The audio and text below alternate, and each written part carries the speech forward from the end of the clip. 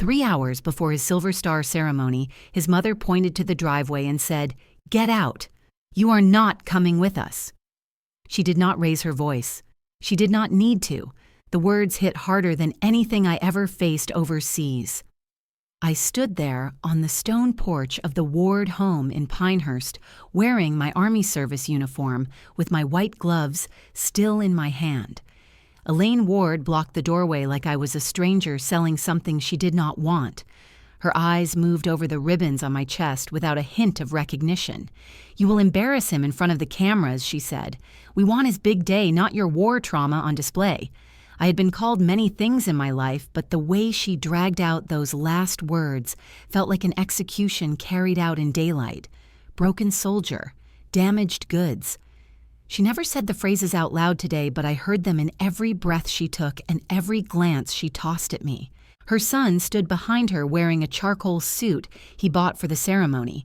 Daniel did not touch me, did not greet me, did not step forward or even clear his throat. He kept his eyes on the hardwood floor as if something there desperately needed his attention.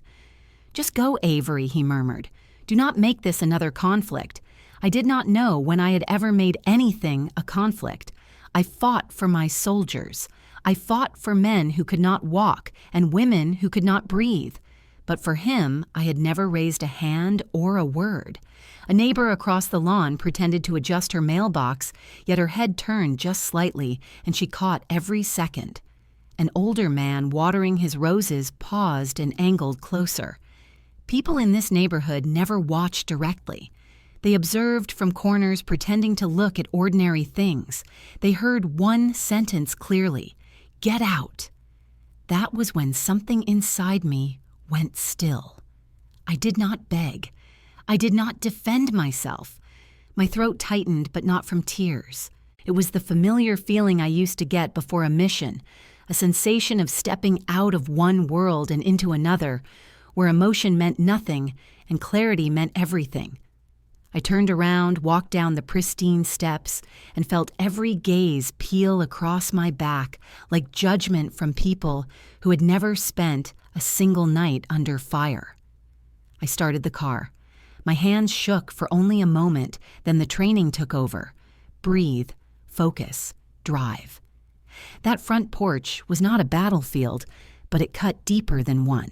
I had faced danger overseas, but I had never been told I was not good enough to stand beside someone I loved. My name is Avery Holt, and I am 28, First Lieutenant, United States Army, call sign Valkyrie 6.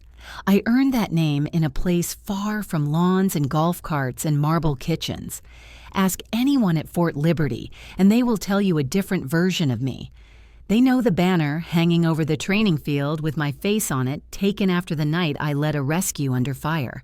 They know the video that Army Public Affairs posted in a leadership series, the one where the reporter says, "Valkyrie 6 pulled 2 soldiers out of a burning vehicle while rounds cracked in the dark."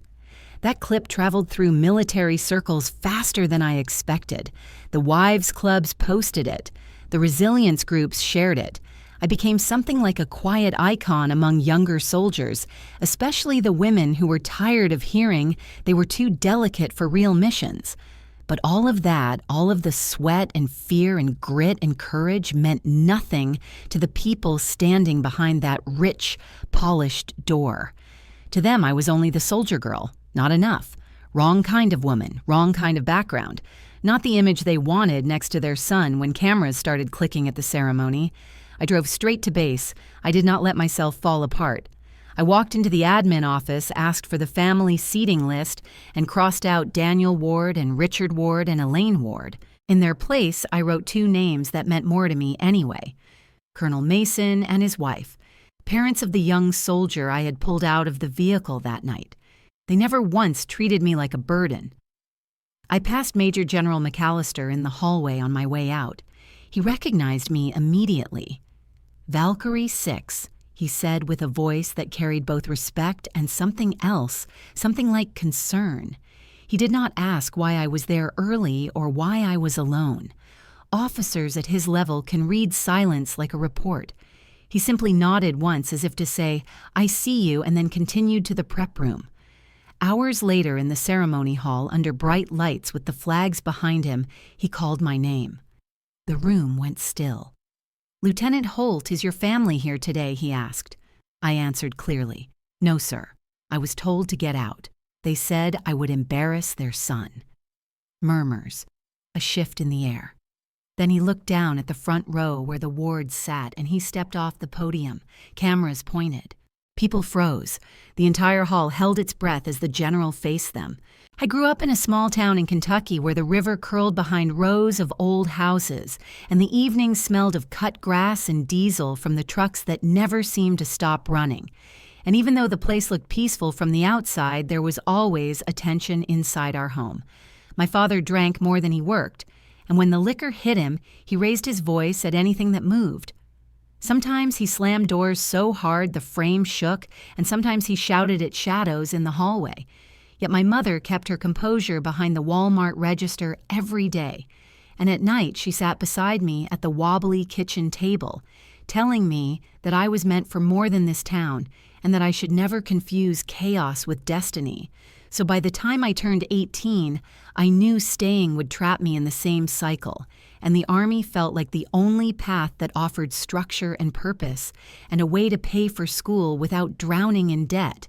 I enlisted and learned quickly that discipline was not just a word officers threw around, but a rhythm that held you steady when life tilted. And after a year, I applied for officer candidate school and earned my commission, a moment that changed everything. Because suddenly I had a platoon to guide and a chain of responsibility that demanded I grow up faster than I ever had back in Kentucky. And soon Fort Liberty became the place where I learned who I was when no one else was defining me. Life there moved at its own tempo, morning runs before the sun rose, training cycles that ate up weeks' deployments that stretched your understanding of fear and resilience. And as a young female officer, you felt eyes on you, often measuring whether you could carry the same weight the men did, so you worked twice as hard because you had to. You learned to let your performance speak louder than your presence, and little by little the respect came.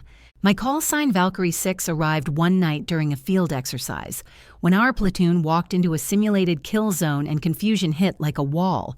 The comms were a mess, and visibility dropped fast. People hesitated and the instructors pushed the scenario harder, but something clicked inside me and I took point. Directed the squad to flank left and brought the whole group out clean. And afterward, one of my sergeants said, "You fly into chaos like you have wings. Holt and you carry people out," and the name Valkyrie stuck, not because it sounded cool, but because it represented a kind of steadiness under pressure that others trusted. For the first time, I felt like I had earned not just a rank, but a place in a family that valued action over appearances and loyalty over pretense. Then one afternoon at a small coffee shop just outside the Riley Road gate, I met Daniel Ward. He stood in line behind me, wearing a navy shirt and holding a laptop under his arm, and he noticed my uniform. Before I even turned around, he said something like, "I have never dated anyone in uniform before." And I laughed because it was such an odd introduction, yet there was a charm to the way he said it. So we talked about Fayetteville and the parts of Kentucky I missed, and the ridiculousness of the coffee prices, and by the time I left, he had asked for my number. Daniel came from a world that felt foreign to me. His family lived in Pinehurst, where lawns looked clipped by rulers, and every house had windows that sparkled like they had never seen dust. He worked in tech designing systems I barely understood yet. He listened intently when I explained the structure of an airborne brigade or the way deployment cycles shape your calendar. At least in the beginning he did, and he told his friends he liked dating someone strong and disciplined and different, and I let myself believe we were building something balanced. But seeds of injustice grow quietly, and his came in small remarks that slipped out when he relaxed too much, like when he joked, "Do not go drill sergeant on me," after I asked him to be on time, or when he said you must love bossing people around because you lead a platoon. And though he said these lines with a smile, they left a mark because I could hear the unfamiliar edge underneath an implication that he viewed what I did not as a calling, but as a phase, a role I stepped into, the way an actor slips into a costume.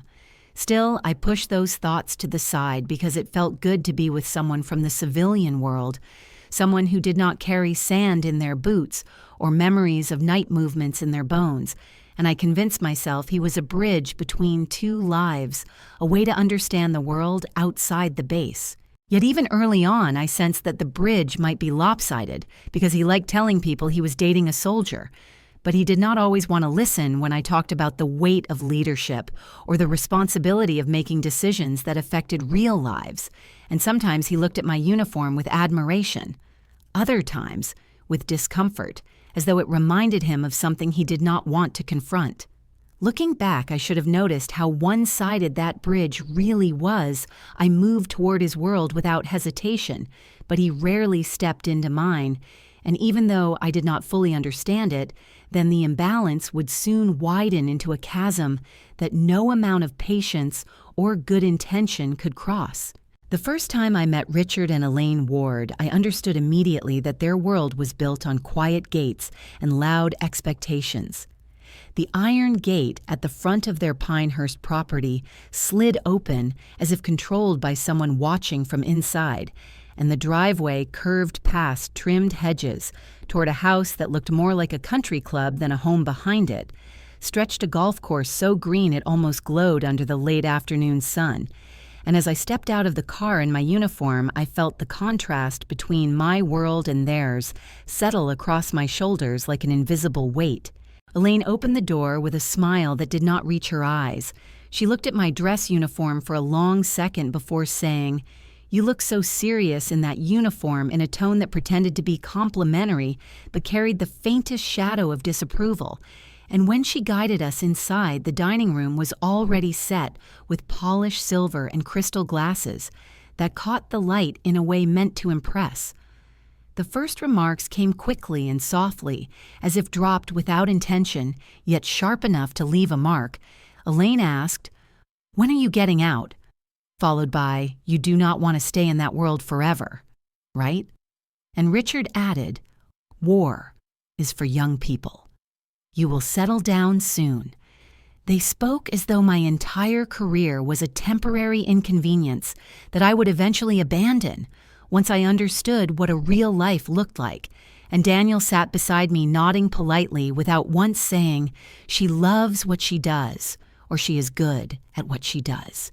I answered with the courtesy drilled into me in every professional setting. I explained that service is not a phase, and that commitment does not fade like a passing hobby. But my words seemed to float through the room without landing, because they were already moving on to stories about resort vacations and invitations to fundraising galas and neighbors who had recently purchased a second home near Charleston. I kept smiling because that was easier than revealing the sting I felt, yet something inside me tightened when I realized that Daniel never challenged his parents' view of the military, and he never redirected their questions. He simply watched me navigate their world as if I were a guest performer, brought in to add novelty to the evening. The second time I visited them was Thanksgiving of 2022, and the entire house was filled with relatives who seemed fascinated by the idea of deployment, the way some people are intrigued by a television drama. They asked, "Where did you sleep, and did you carry a weapon?" And the question that made the table go quiet for a heartbeat, "So you just shoot people?" I tried to explain the structure of operations and how much of my work revolved around logistics and medical evacuation and rules of engagement, but Elaine waved a hand gently and said, "Anyway, Daniel has such a bright future in tech," as if shifting the conversation back to him was the natural order of things. It became clear in that moment that they viewed the military as something rough-edged and temporary, a place people went before entering, what they considered real life. They spoke proudly about their country club membership and the charity boards they served on and the church events they organized. Yet, whenever the military came up, they treated it like a stage young people pass through before returning to the world of well-mannered routines and well-trimmed lawns. The seed of classism that had been planted during the first dinner took root. That night, I noticed how their stories never included anyone who worked with their hands or anyone who had ever worn a uniform, and when they asked questions, they were not trying to understand me, but trying to place me in a category that made sense to them. The adventurous girlfriend their son was entertaining before he settled into his predictable life. As the months passed, I felt myself becoming a decoration in Daniel's narrative, something he showed off in casual conversations, yet something he kept at a safe, emotional distance. He loved telling people he was dating a soldier, because it made him sound bold and interesting, but he did not show the same enthusiasm when I talked about the weight of responsibility or the soldiers I worried about, and during family gatherings, I became acutely aware that I was there, not as an equal, but as a novelty. The night that clearest shift happened was during a quiet moment after dinner when Elaine leaned toward me while refilling her glass and said in a voice too soft for anyone else to hear, "He will grow out of this soldier phase, and you will either keep up or you will be left behind." She did not say it cruelly, but the implication was unmistakable in her view. Daniel's future was upward and refined, and my world was something he would eventually leave behind like a pair of worn-out boots. Her words landed with a cold certainty, because I realized that in her eyes, my career would never measure up to their expectations, and I felt a kind of unease settle deep inside me, a sense that the bridge I thought Daniel and I were building was designed to lead only in one direction toward their world, not mine, and that I was expected to abandon part of myself to cross it. In hindsight, her comment was a quiet prophecy of everything that would come, a warning of a future where I would be asked to shrink so their sun could shine. Yet at the time, I simply swallowed the discomfort and told myself it was just another cultural gap between civilians and soldiers, not knowing that the real battle was only beginning. As the months moved on and the dinners and polite smiles continued, Daniel and I slipped into conversations that brushed against the topic of marriage, not with a grand proposal or a swell of emotion, but with the kind of casual hints that grow heavier each time they are repeated. And I could sense that for him, marriage was less about two people choosing each other and more about fitting neatly into the expectation his parents had already drawn out in their minds.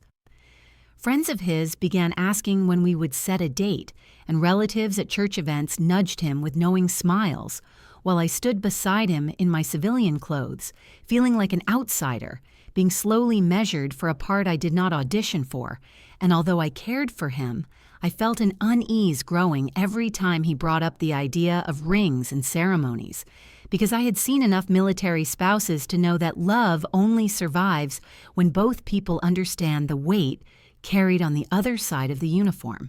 Daniel never understood that weight fully, and as we discussed the future, he began to float ideas wrapped in gentle tones that sounded almost reasonable.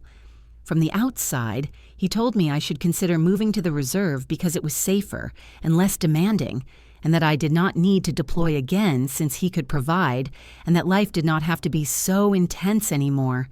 And though he said it with affection, there was an undertone that suggested he saw my career as an obstacle rather than an achievement. One evening in early spring, Elaine invited us for dinner, and after dessert, she reached into a drawer with a rehearsed calm and placed an envelope in front of me. Inside was a printed prenuptial agreement already formatted and waiting for signatures, and as I scanned the document, the polite conversation around me faded into a distant hum because the words on the page were sharper than anything said out loud. The prenup listed all Ward family assets as separate property, which did not surprise me, but then it categorized my income as insignificant and excluded it from consideration entirely. And tucked deep inside was a clause suggesting that if I left active duty, I would receive a modest settlement that read more like a pat on the head than a protective measure. And the message was unmistakable. They expected me to step away from the Army in exchange for a place in their refined world. I felt a slow burn beneath my ribs, not because I cared about the money, but because the paper treated my service and the years I spent shaping soldiers' lives as if they were temporary hobbies and not the foundation of who I had become. And when I looked up, Daniel smiled in a gentle, embarrassed way, as if the matter was trivial, and said it was what his parents' lawyer suggested, and that it was standard, and that I should not take it personally. But it was personal in every way that mattered. In the days that followed, Elaine leaned harder into what she called suggestions, but what felt like quiet attempts to redirect my life. She began sending me job listings with cheerful comments like, "You would look so adorable. Teaching yoga or a boutique would be lucky to have someone with your discipline." And she forwarded articles about military spouses who left service to support a more balanced home life, always paired with a smiley face as if to soften the manipulation, and each message chipped a little more at my patience. Daniel started making comments too, especially on nights when I prepared gear for late training exercises. He sighed and said, "You spend more nights in the field than with me," and asked whether I had to take every assignment that came my way. And when I tried to explain the demands of being a platoon leader, he dismissed it with a laugh, saying I took things too seriously and that it was not that deep. But for me, leadership was the core of my identity, and having him belittle it made something inside me twist uncomfortably. His jealousy stretched beyond time together and seeped into my sense of duty, and he began framing my dedication as a threat to the relationship by saying, "I put the Army above us," making me question whether I was failing him or failing myself. And the emotional pull left me fluctuating between anger and guilt. One night, after a long week of field exercises, I sat in my apartment and stared at my boots, still covered in dust from the range, and I began to wonder whether I really was too rigid, too intense, too married to the uniform. And for a brief moment, I wondered if maybe Daniel was right, and if perhaps I should compromise because that is what couples do. But the thought faded as quickly as it came, because compromise should not require abandoning the part of yourself that anchors you. Still, the self-doubt lingered in quiet corners of my mind, gnawing at the edges of my confidence, and the more Daniel and Elaine pushed their narrative, the more I felt my grip on my own instincts being tested, leaving me drifting between frustration and resignation. I tried to calm the storm by telling myself that they were worried or that they simply did not understand the military. Yet deep down, I sensed that this was not concern, but control, a soft pressure disguised as love. And the clearer it became, the more I felt something subtle shifting inside me. By the end of that season, I no longer recognized the version of myself that questioned whether I was too strong or too committed. And although I still held on to the hope that Daniel and I could meet somewhere in the middle, I could not ignore the quiet voice whispering that the middle he wanted was much closer to his side of the bridge than mine. And it dawned on me, slowly, painfully, that I was beginning to shrink myself in ways I had promised my younger self I never would. The memory of how I earned the Silver Star does not arrive in clean images or dramatic scenes, the way people imagine when they hear the word hero. Instead, it returns in fragments of sound and light and pressure that still settle behind my ribs when the nights get too quiet and whenever someone insists on calling what I did. Extraordinary, I remember how ordinary the night began. A standard movement across a sector in northern Syria in 2023, where the air was cool and the convoy engines hummed in a steady rhythm that usually made me feel grounded. I was a platoon leader, then responsible for a line of vehicles carrying supplies and personnel along a route that was typically low threat, but never fully predictable. and we moved under the cover of darkness because that is what the mission required, and because night movements often give a false sense of safety until the radio reminds you that anything can change in a second. About an hour into the route, our comms picked up a report from higher that a heat signature had been seen along the eastern edge of the road, possibly an animal or possibly something else, and though we slowed and scanned, nothing appeared obviously wrong still. I felt the familiar tightening in my chest that every officer knows when instinct begins to gnaw at logic. Then the blast hit a violent thud that shook the ground and threw a wave of dust across the windshield, and in the first heartbeat of confusion, all I heard was the sharp hiss of static. Before the screams cut through the radio, one of our lead vehicles had taken the hit from either an improvised device or a rocket-propelled grenade. The exact source blurred in the chaos, and flames had already begun to crawl along the side of the truck. Training tells you to assess, then act, but reality is never that tidy. People were shouting over the radio that the vehicle was burning and that 2 soldiers were trapped inside, and for a moment the whole convoy froze, because the world shrinks when fire lights the night, and you know that seconds are worth more than strategy. The safe choice was to pull back, establish a perimeter, and wait for the quick reaction force to arrive. We had cover, we had distance, we had almost every reason to stay where we were and let protocol run its course. But the screams of the soldiers inside that burning vehicle were not distant cries of hypothetical casualties. They were voices I knew, men I had trained with, eaten with, called my own, and something in me refused to let the night swallow them without a fight. The voice of my radio operator came in frantic bursts saying, "Valkyrie 6, hold position, that is the guidance." And another voice layered over his, saying, "Get back. That is an order, but orders only tether you to common sense when the situation is not already breaking apart, and I knew that by the time QRF arrived, there would be bodies instead of brothers. So I dropped my pack and ran toward the burning truck, with only the light from the flames guiding my path. The heat hit me first, like a solid wall, and the air shimmered in waves that distorted everything around it. I could hear metal groaning and the popping of small rounds cooking off as I climbed onto the side of the vehicle, reaching for the door, while my gloves threatened to melt against the scorching metal, and I remember shouting at the soldiers inside to move toward me, even though one of them was pinned by a twisted seat frame. I could not see their faces clearly through the smoke, but I could hear the panic in their breath as I forced the door open far enough to pull one soldier free and push him toward the ground, where others were now rushing to drag him away. Then I went back for the second soldier, who was heavier and disoriented and barely conscious, and when I wrapped my arms under his shoulders, the smoke clawed down my throat so hard I thought I would collapse before I even got him halfway out.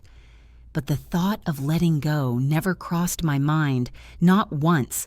Not when I felt the fire singe my sleeve, not when the radio kept crackling with warnings, not when the night spun around me in dizzy waves. When we finally cleared the burning wreck, the QRF was already barreling toward us from the south, and medics swept the 2 injured soldiers away in a rush of controlled urgency. And only then did my hands begin to shake as the adrenaline drained out of me, leaving me with the sudden realization that the entire convoy had watched me run straight into danger without hesitation. Reports were taken, statements were written, and a recommendation was sent up the chain for an award I had never imagined would have my name on it, because in my mind, I had simply done what any leader should do. I had done my job, nothing more, nothing less. I told the investigating officer the same thing I told every superior who praised me afterward, that bravery is not the absence of fear, but the refusal to let fear make decisions for you, and that anyone else there would have done the same. But deep down, I knew they would not have said that. If they had seen the look in the eyes of the soldier I dragged out last, he clung to my sleeve with a grip that said he knew exactly what it had cost to save him. What I did not know then was that one of those 2 soldiers was the son of a respected colonel, whose brother was a general, and that my actions would echo far beyond that single night, creating connections I never intended and consequences I never asked for. When the approval for the Silver Star came through, I felt a complicated mix of gratitude and discomfort, because medals draw attention, and attention can distort the truth, especially for someone like me who grew up believing that doing your duty should never turn into a spotlight. Daniel and his family reacted as if the ceremony were a glamorous event, rather than the culmination of a moment that had nearly torn me in half.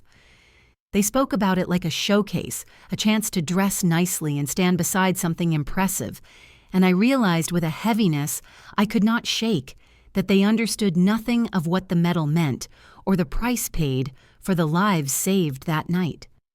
Coming home to Fort Liberty after the deployment felt strangely unreal because the base looked exactly the same, yet I felt older in ways I could not explain.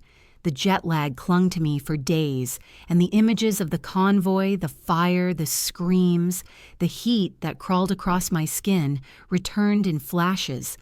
Whenever the hallway lights flickered, and even though the soldiers I pulled from the burning vehicle survived, I carried their injuries in my chest like invisible weight. Daniel met me at the airport with flowers and a nervous smile. But within 20 minutes of the car ride, he said, "You are different. You are so quiet. Cannot you just move on?" And though his voice was soft, it felt like a door slamming because he did not understand that silence is sometimes the only way to keep a memory from spilling out and drowning you. I tried telling him I needed a little time, that coming back from a deployment takes more than one good night of sleep, but he brushed it off like I was making things heavy again and changed the subject to a dinner his mother was already planning. A few days later, Elaine welcomed me back with what she called a small celebration, a gathering so meticulously arranged that it barely resembled anything human. Her living room filled with people dressed as if they were attending a charity luncheon, rather than welcoming a soldier who had barely unpacked, and the moment I stepped inside, I felt eyes on me as though they were waiting to see whether I would stand straight and smile or tremble and break. Elaine recounted the story of the convoy like it was a cocktail anecdote, and she glossed over every ounce of danger and turned the chaos into a charming little narrative for her friends. She said Avery ran back into the fire, can you imagine? And people clapped lightly as though she had told a funny story about a pet that wandered too far. And then she ended with, "And now that she is done with all that, she can finally settle down right," which earned a round of approving nods as if my entire career existed solely to decorate their conversations. Daniel stood beside me, smiling at the attention, and though he squeezed my hand affectionately, there was a pressure in the gesture that felt like a reminder, an unspoken expectation that he wanted this version of the story. The polished one that made him look like the steady boyfriend of a local hero who would soon step away from danger and become part of his curated life.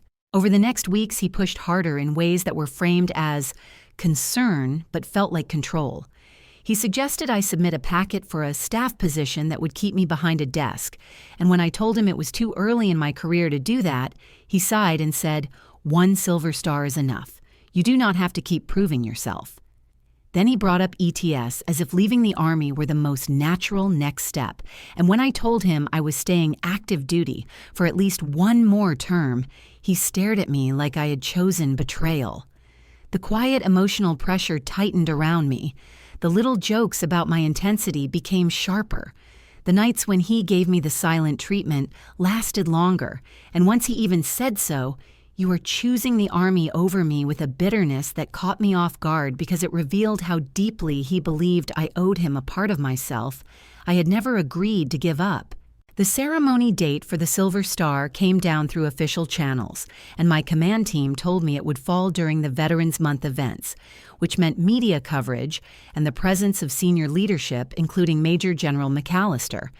And as they walked me through the schedule, one of them asked who I wanted listed for the family seating, those rows near the front, reserved for parents, spouses, and people considered the soldiers' closest circle. Without thinking too long, I said Daniel and his parents, because my mother lived in Kentucky, and money was tight for her, and traveling that far would have been difficult. And though part of me hesitated at the thought of putting the Ward family in a place of honor, another part of me still clung to the belief that they would rise to the occasion, because important days have a way of bringing out the best in people, or so I wanted to believe. Looking back, it was the moment I made the emotional misstep that would come to define everything I offered them. Seats meant for people who stand steady beside a soldier through every fear and sacrifice, and in doing so, I placed trust in the wrong hands. The night before the ceremony, I sat in my apartment with the uniform hanging on the closet door reflecting the dim light of the lamp. The metals perfectly aligned and the fabric pressed sharply, and as I stared at it, I felt an ache that had nothing to do with deployment or exhaustion. It was the slow realization that I had spent months fighting the wrong battle, trying to convince people who never intended to understand me, and the quiet truth settled in my chest with a heaviness that felt sharper than any firefight. I whispered to myself, I fought a war overseas. I did not realize the hardest battlefield would be a front porch in North Carolina, and the words hung in the air like a prophecy waiting to unfold. The morning of the ceremony began with the kind of stillness that usually steadies me. The crisp air around Fort Liberty, carrying the faint smell of pine and motor oil as I stepped out of my barracks with the small envelope of family seating passes, tucked carefully inside my uniform coat. And while I drove toward Pinehurst, the sun rose slowly behind me, casting a pale gold across the highway that made everything look almost peaceful. Though inside my chest, a quiet tension tightened with every mile. As I entered the gated neighborhood where the Wards lived, the contrast between my world and theirs hit me harder than ever. The security guard greeted me politely, yet looked twice at my uniform as if trying to place me within the hierarchy of people who usually came through those gates, and the smooth paved streets lined with manicured lawns and gleaming mailboxes made me feel like a visitor in a place untouched by dust or consequence. I pulled into their long driveway, the house tall and silent in the morning light, and I held the envelope a little tighter as I walked toward the porch, because part of me still believed this would be a moment where everything came together, where they would say they were proud or at least supportive, because surely even they understood what a silver star meant. But when the door swung open, Elaine stood there blocking the entryway with one hand on the frame, and she did not step aside, she did not smile. She simply looked at me with the kind of practiced composure someone uses when delivering news they have rehearsed. And before I had a chance to greet her, she said, "We decided it is better if you do not come. The cameras, the general, it is a very high-profile event." Her words hung in the air like cold fog, and before I could process them, she continued, "They expect a certain kind of wife next to a decorated officer, not someone who drags mud and trauma into his future." And the sentence sliced through me so sharply that for a moment I forgot how to breathe. I looked past her, hoping Daniel would appear and end this, hoping he would say this was a misunderstanding or that his mother had taken things too far. But when he stepped into view behind her, he avoided my eyes and said, "Maybe we talk later. Let us not do this right now," in a tone so empty it felt like he had already walked away hours before I even arrived. Richard emerged next, adjusting his watch, as though this were a matter of scheduling rather than betrayal. And he added, "Think of this as a blessing. You do not like attention anyway." And I realized they had not only made the decision without me, but also felt entirely justified in delivering it like an act of charity. The neighborhood was quiet but not silent. An older couple stood across the street near their mailbox, pretending to sort envelopes while glancing in our direction, and I knew they could hear at least fragments of what was being said enough to form a story they would repeat in lowered voices later, and somewhere in the doorway, a faint chime sounded, signaling that the doorbell camera had been activated, capturing every second in crisp, digital clarity. I felt heat rising behind my eyes, but I swallowed it hard because crying on their porch would only give them more power. So I straightened slightly and forced the words "understood, ma'am" out of my mouth, a sentence that tasted like metal but kept my dignity intact, and Elaine nodded as if she had just closed a polite conversation about scheduling instead of severing whatever was left between us. I turned before they could add anything else and walked back down the steps, feeling the weight of my uniform in a way I never had before, heavier somehow, as if each thread absorbed the humiliation. And when I reached my car, my hands shook so violently I had to brace them against the steering wheel because the betrayal, the cruelty, the utter lack of hesitation in their voices cracked something deep inside me. For a moment, I let my head fall forward, my breath uneven, my chest tight with the ache of wanting to cry and refusing to. But then a strange calm washed over me. The same cold, steady focus that had guided me through nights in Syria. The shift into mission mode where emotion steps aside and clarity takes its place. And I realized I could not go home because sitting alone in my apartment would break me more than anything else. So I started the engine and drove straight back toward Fort Liberty, gripping the wheel as though it were the only thing keeping me upright. And by the time I reached the gate, the shaking had faded enough for me to breathe normally again. I parked outside the headquarters building and walked inside with purpose, the envelope still pressed flat against my palm, and headed directly toward the protocol office, where the S1 team was preparing final seating charts and ceremonial logistics for the event, the room buzzing with quiet efficiency as officers reviewed schedules and checked off names. One of the captains looked up when I entered and asked if everything was all right because I was there earlier than expected, and I placed the family seating envelope on the desk and said, "I need to reassign these seats." My voice steady, but edged with something sharper that must have carried further than I realized, because Major General McAllister, who happened to be passing the doorway, stopped mid-stride and turned his head slightly as if he had overheard more than I spoke. The captain asked who I wanted the seats reassigned to, and I told him to give them to Colonel Mason and his wife, because they had earned the right to stand in that place far more than anyone else. And as he nodded and began making the changes, I felt the first thread of something shift inside me, not revenge yet, but the earliest hint of a reversal.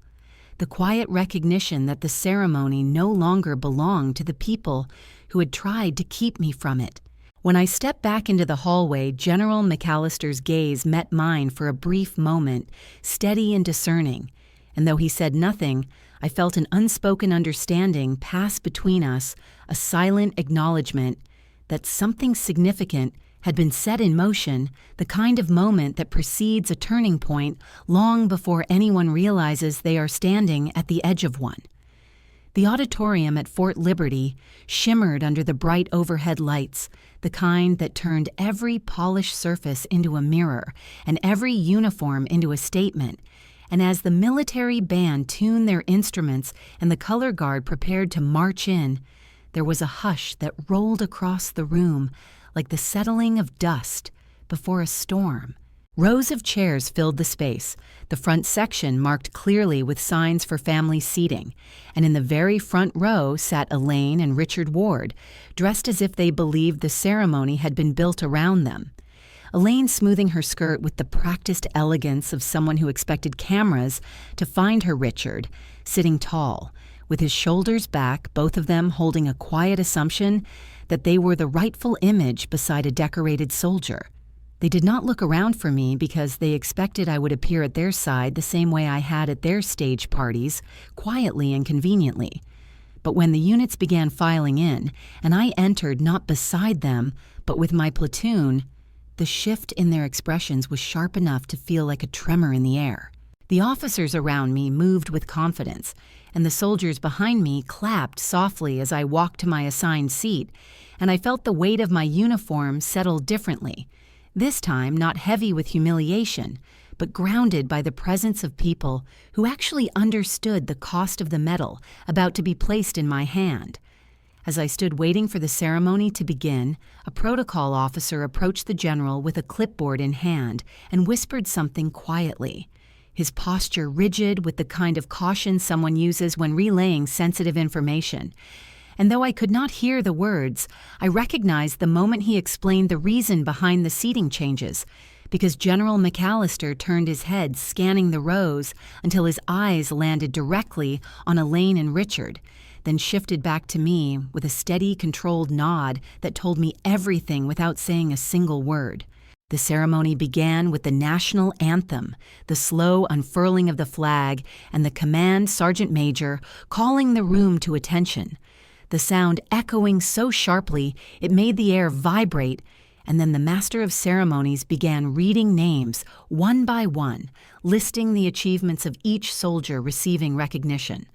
When he reached my name, his voice took on that particular cadence, reserved for valor awards, the kind that makes even seasoned soldiers straighten in their seats, and he began recounting the events of the night in Syria, when the convoy was hit the fire, the trapped soldiers, the decision to rush back under heavy risk, the pull through smoke and flames, the survival of both men. Then he paused and said, "Call sign Valkyrie 6, and the reaction was immediate. A wave of applause rising from the crowd, several soldiers whistle, cheering a sound layered with pride rather than spectacle. And I saw a few family members look around as if suddenly realizing they were in the presence of someone whose reputation traveled far beyond the base. When the applause calmed, General McAllister stepped forward and called me to stand before him, and he spoke into the microphone with a voice steady and filled with a gravity that made the quiet room feel even smaller. Then he asked the question every soldier secretly dreads because it exposes more than it protects. "Lieutenant Holt is your family here today," and I felt the entire room lean inward as if the question itself had pulled them closer, and I inhaled slowly before answering with the same controlled calm I had used during firefights. "No, sir, I was asked to leave their property this morning. They said I would embarrass their son." And the words fell into the auditorium like lead, heavy enough to silence the shuffling of papers and the clicking of cameras, heavy enough to make even the air feel still. For a moment, no one breathed. Then a ripple of disbelief traveled across the rows, and I saw several senior officers stiffen their jaws, tightening in unison, because humiliating a soldier on the morning of a valor ceremony crosses a line understood deeply in military culture. The general turned then, slowly with precision, his gaze locking on Elaine and Richard in the front row, and Elaine tried to sit taller, as if posture could shield her from what was coming, yet her hands tightened around the program in her lap, and her smile strained at the edges. General McAllister spoke into the microphone again, but he did not raise his voice. The authority came from the clarity of his words rather than their volume, and he said, "Then let me make something clear to everyone here." Pausing long enough that the silence sharpened the anticipation, he summarized in clean, brief language what happened that night in Syria, how a vehicle burned, how soldiers were nearly lost, how I ran into danger without hesitation, how the lives saved included the son of a colonel who was sitting quietly in the back row watching the event unfold. Then he delivered the line that would carve itself into the memory of every person present. "If you are ashamed to stand next to a soldier, like this, the shame is yours, not hers." And his voice did not waver, once the words cutting through the auditorium with a precision that made them sound almost surgical.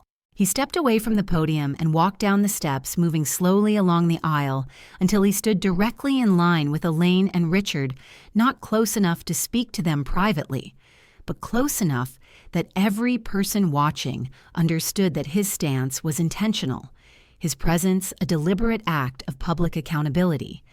The cameras in the room lifted almost in unison, phones angled discreetly and not so discreetly, capturing the stillness of the moment where a major general silently faced two civilians who had believed they occupied a higher social ground, and behind him soldiers began standing one by one.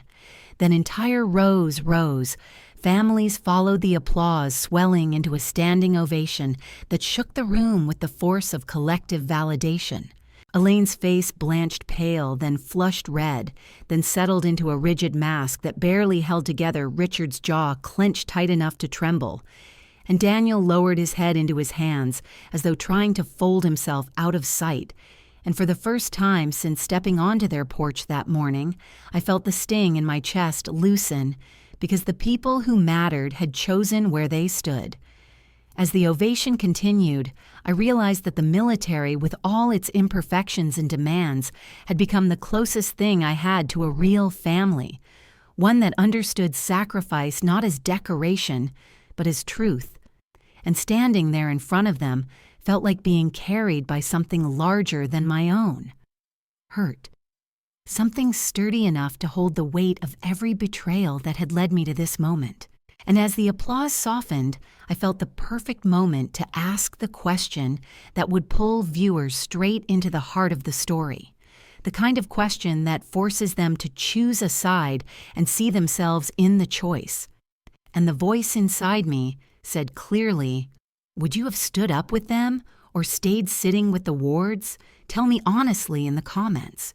In the days that followed the ceremony, the image of General McAllister standing before the wards began spreading across the internet with the speed of something that had struck a collective nerve, first appearing in a small veteran Facebook group where someone posted a clipped recording taken from the back row of the auditorium and captioned it with a line that read, "This is what leadership looks like," then traveling into larger groups where veterans shared it with comments filled with disbelief and anger and pride, and within 48 hours the clip had been reposted on YouTube channels that documented military life and TikTok accounts run by spouses and retired service members.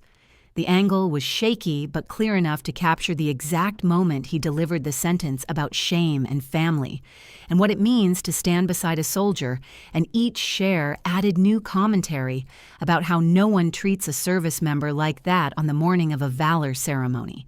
The fallout intensified when the doorbell camera footage leaked because a neighbor who lived across the street recognized my uniform on the news recap and quietly messaged a military spouse group saying she had the recording, and soon the video of Elaine saying, "Get out, do not embarrass him," appeared online paired directly beside the clip from the auditorium, so viewers could watch the entire story unfold in two brutal frames, the humiliation on the porch and the reckoning in the ceremony hall. Watching the two videos side by side triggered outrage that rippled through communities far beyond Fort Liberty, especially among older Americans who held deep reverence for military service, and the comments were filled with phrases like "you do not treat a soldier that way," and "this family should be ashamed, and she deserves better than them." And I hope that young woman knows we stand with her. The backlash reached Pinehurst quickly. Church members who had once greeted Elaine warmly began avoiding her in hallways, their smiles tight and their conversations short, and at the country club where she hosted events for years, the board quietly suggested she take a break from public organizing because the optics were becoming difficult. Ward construction. The family business that relied heavily on veteran housing contracts and partnerships with local military support programs started receiving emails from organizations asking for clarification about the doorbell footage and whether the family had made any public statement acknowledging the incident. And though no contract was immediately canceled, the tone of those emails left little doubt that reputational damage was already sinking in.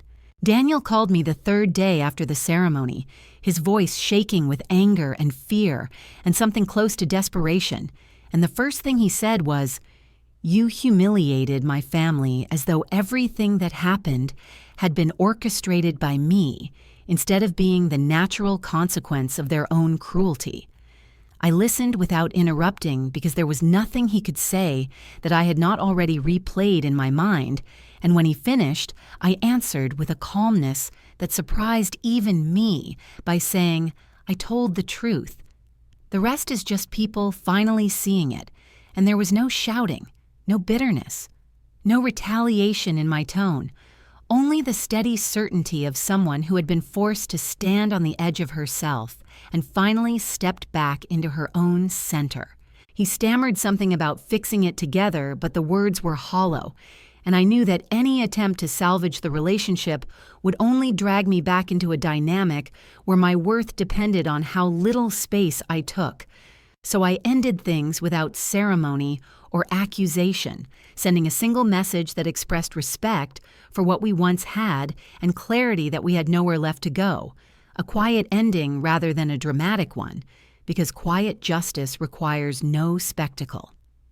In the evenings, I found myself grappling with feelings I could not fully name, not grief for Daniel, but grief for the version of myself that had believed I could fit into a world that was never made for me.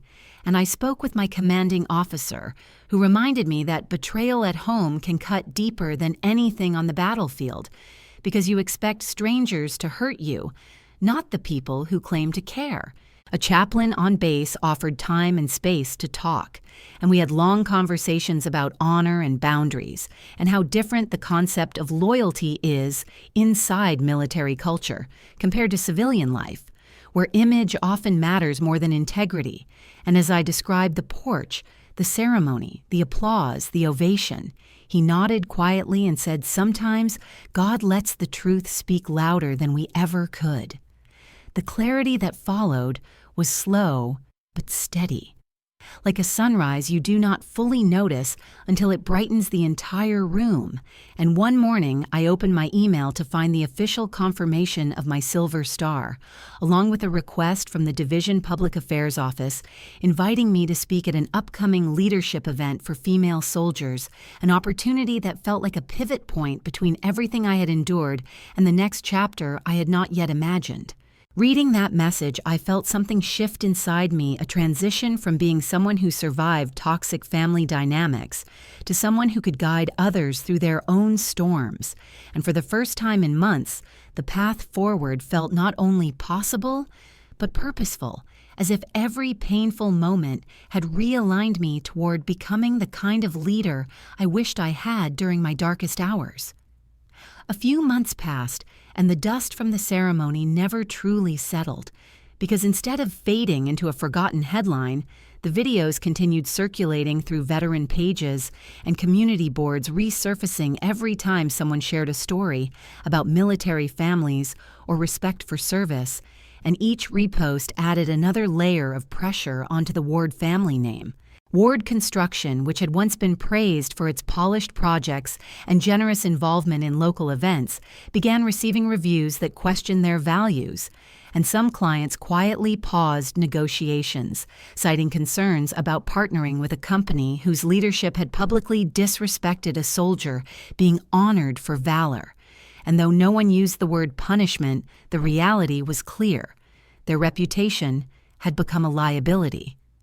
Elaine complained loudly to her circle of friends, calling the situation cancel culture and insisting the internet was being unfair. But those who listened gave polite nods without agreeing, because the people of Pinehurst cared about optics, and the optics were terrible, and what she called cancellation was in truth consequence culture, the natural outcome of a choice made on a porch and broadcast to the world. Richard felt the hit more directly when a veteran community housing project they were bidding on announced they had chosen another contractor, the email citing alignment with core values as the deciding factor, and he knew without needing anyone to say it that the lost project was a direct result of the viral videos. Their business partners began urging them to fix the public perception gap, suggesting they demonstrate goodwill toward the military community and repair their relationship with the soldier at the center of the controversy. And as the pressure mounted, desperation pushed them toward a decision that would have seemed unthinkable months earlier. One morning, just after sunrise, there was a knock on the door of my small off-base apartment, the kind of knock that carries hesitation rather than confidence. And when I opened it, I found Elaine and Richard standing in the hallway, dressed in muted colors, as if tone alone could project humility. And Elaine held a folder against her chest with the stiff politeness of someone forcing herself into a role she did not want to play. She began by saying, "We were harsh, but you also made us look terrible," as if accountability worked like a shared burden rather than something earned, and she shifted her weight nervously while searching my face for any sign that I was ready to soften. Richard stepped forward and presented their proposal with the careful language of someone trying to sell a plan that was more beneficial to them than to me, he said. If you publicly forgive us, we can rebuild the narrative. We could do a joint statement. Reconciliation is important. We could even fund a scholarship in your name to show unity. And the words were so polished, I could almost hear the rehearsals behind them. They wanted me to participate in a photo shoot for a public relations campaign featuring the Ward family embracing the soldier they had once rejected, and they wanted me to smile beside them so they could reassure their business partners and soothe the outrage of people who had seen the videos, and they believed offering money or influence would make me overlook the fact that they had only come because their world was crumbling. I listened without reacting because quiet is often more powerful than any burst of anger, and when they finished, I kept my voice soft so the truth would land without theatrics, and I told them I was willing to consider reconciliation only if it meant genuine repair, not image repair. Then I outlined my conditions clearly and calmly, the kind of clarity that leaves no room for negotiation disguised as compromise. And the first condition was that they write a public letter of apology addressed not to me, but to the veteran community they had disrespected through their words and actions, because the harm they caused was not personal. Alone, it was cultural. The second condition was that if they truly wanted to support a scholarship, it must be for the children of veterans or active duty soldiers, and it must not carry the Ward name because a gesture only counts when it does not serve as advertising. The third condition was the one that struck deepest. I told them they would need to travel to Kentucky and sit in my mother's small kitchen and look her in the eyes and apologize for calling her daughter an embarrassment, because they had mocked her life without knowing anything about the sacrifices she made to keep me afloat. And if they truly wanted forgiveness, they had to face the person who loved me long before any medal existed. For a moment, the hallway was silent, except for the hum of the air conditioner. Richard shifted slightly, as if weighing the cost of pride versus the cost of continued fallout, and I could see in his eyes that some part of him understood these were not unreasonable demands. But Elaine's face hardened the way steel hardens under pressure, and she drew back in disbelief as she said, "That is humiliating. We cannot grovel in front of some cashier from nowhere." And the contempt in her tone confirmed everything I already knew about the limits of their remorse. I held her gaze without anger and replied, "Then you are not sorry. You just want your image back." And the words settled between us like a locked door, because there was no pathway left that could save what they came to salvage. She turned sharply, as if fleeing from an insult rather than a truth, and Richard lingered a second longer before following her, his expression conflicted, yet unwilling to step outside the shadow of his wife's pride. And as they walked down the hallway, I felt no satisfaction and no regret, only clarity. They had come seeking absolution without accountability, and by refusing the conditions they chose their own consequences, ending the audacity return on their terms, not mine. And I closed the door gently behind them, knowing that sometimes the most powerful revenge is simply refusing to participate in someone else's redemption arc. By the time the next Veterans Day approached, almost a full year had passed since the ceremony, and the porch and the quiet unraveling of everything I once thought I wanted, and life at Fort Liberty had settled into a rhythm that felt steadier and more certain than anything that came before, the kind of rhythm built not from survival, but from direction. I was still in the Army, still wearing the same uniform that had carried me through fire and humiliation and redemption, but now I wore it with a newly grounded sense of belonging, because the division had nominated me for promotion to captain, and the staff assignment I stepped into gave me a wider reach than the platoon leader I once was allowing me to influence policies that shaped training, mentorship, and support for soldiers who reminded me so much of my younger self. One of the programs I devoted the most time to was a mentoring initiative for young female soldiers and daughters of veterans girls who arrived on base with eyes full of determination and nerves wrapped tight around their dreams. and I found myself guiding them through everything from leadership questions to the emotional minefields that come from juggling service, with relationships, teaching them the lessons I had earned in ways that did not wound them the way they had wounded me. The scholarship conversation resurfaced in an unexpected way when General McAllister and several veteran business leaders approached me privately, explaining that they wanted to create something meaningful for girls from small towns and working-class backgrounds, places like the one I grew up in, and they proposed the Valkyrie Pathways Scholarship, which would help young women enter ROTC or apply to military academies. They insisted the idea came not from pity, but from respect from witnesses who had seen not just what happened in Syria, but what happened on the porch, and the thought of a scholarship carrying my call sign felt surreal, yet deeply fitting, because Valkyrie had always been less about me and more about pulling others out of the fire. When the announcement became public several months later, I felt the strange sensation of life completing a circle. I never realized it was drawing the kind of circle that carried you from the edge of disbelief to the center of purpose without asking your permission first. Near the end of autumn, I took leave and drove back to Kentucky, the long, quiet roads leading into my hometown, lined with fields that had already begun to turn brown and brittle with the season. And when I reached my mother's house, she stepped onto the porch with the same tired but gentle smile she always saved. For me, the kind that made even the hardest months soften immediately. We sat together on the porch swing, a soft breeze moving through the trees, and I handed her a printed copy of a magazine article covering the Silver Star ceremony, the photo showing the moment General McAllister pinned the medal to my uniform while the auditorium stood in ovation, and she held it delicately as though it might collapse in her hands.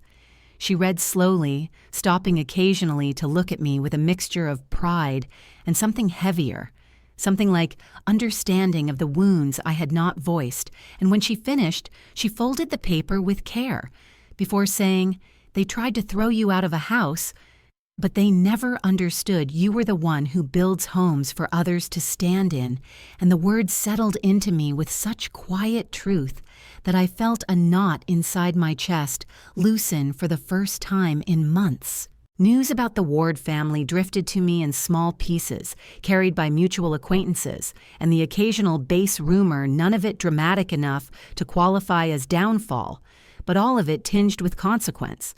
Their business remained financially solid, but their influence in the community had dimmed. They were no longer invited to speak at veteran events, and the once constant hum of their public presence had faded into a quieter existence, where people nodded politely but no longer leaned in.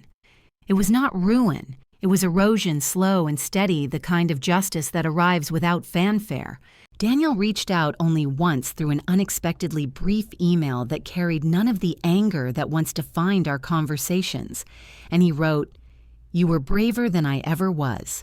I am sorry I did not stand with you on that porch," and the message struck something unexpected inside me because it did not come with excuses or requests or attempts to reopen what had closed. It was simply an acknowledgement of truth. I replied with a single sentence that felt cleaner than any long explanation ever could. "I hope you become the kind of man who would." And after sending it, I felt no sadness, no lingering ache, only a lightness that came from realizing the chapter had ended exactly where it needed to. On my last evening in Kentucky, I climbed the small hill near my mother's house, the one that overlooked the wide stretch of fields fading beneath the dusk light. And as I stood there, letting the wind press softly against my uniform, I thought about the moment in the ceremony when the general faced Elaine and Richard, the way the room rose behind me, the way the truth had been louder than my hurt. Back then, I believed I needed someone to defend me, to step between me and the cruelty I had endured. But standing on that hill, I realized the real turning point was not what the general said or what the audience did. It was the moment I walked away from the porch, refused to beg, refused to apologize for existing, and chose myself over the version of life I was being pushed toward. I no longer needed anyone to stand up for me, because somewhere between the fire in Syria and the fire on the porch, I had learned how to stand for myself without hesitation. In the weeks after returning to base, I received notification that another deployment was scheduled for my unit, and instead of fear or exhaustion, I felt an unexpected calm, a sense of readiness that came from knowing I would be going not to escape my life, but to continue it, and this time I whispered to myself, I am not leaving myself behind to please anyone, because the only way to serve others is to remain whole. As I prepared my gear and packed my rucksack, I recorded the closing message for the story, the kind of gentle invitation that carried neither bitterness nor triumph, but simple connection, and the words came naturally. Have you ever watched someone finally stand up for themselves after years of being dismissed if you feel like sharing? I am listening in the comments, and if this story kept you company tonight, do not forget to subscribe so we can walk through the next one together.